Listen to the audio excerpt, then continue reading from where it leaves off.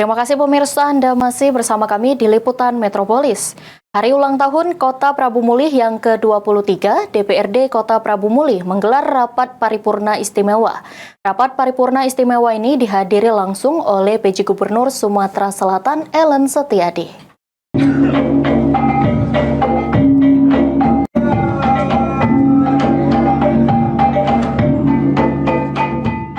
Hari ulang tahun Kota Prabu Mulih yang ke-23, DPRD Kota Prabu Mulih menggelar rapat paripurna istimewa.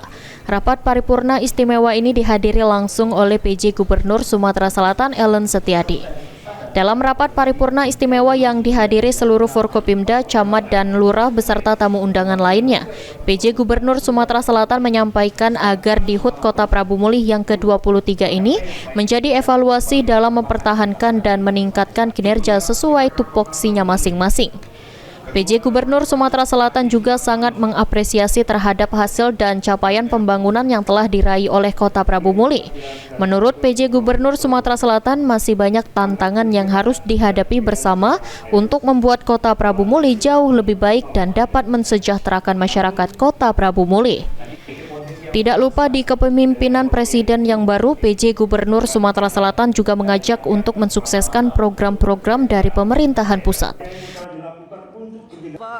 Ya, hari ini kita menghadiri hari jadi, hari ulang tahun ke-23 Kota Prabu Mulih. Untuk kita ucapkan selamat hari jadi Kota Prabu Mulih.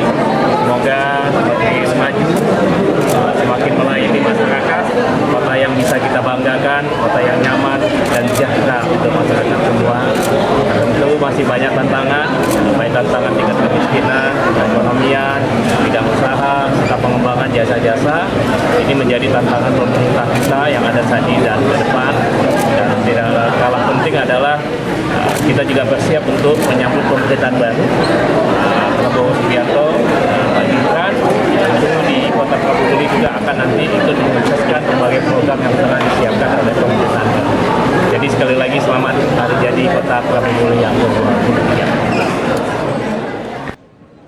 Di hari ulang tahun Prabu Mulih yang ke-23 ini, PJ Gubernur Sumatera Selatan juga mengajak agar seluruh elemen masyarakat dapat bersatu dalam membangun Kota Prabu Mulih agar terus berkembang dan lebih maju lagi. Anggi Perkasa, PAL TV.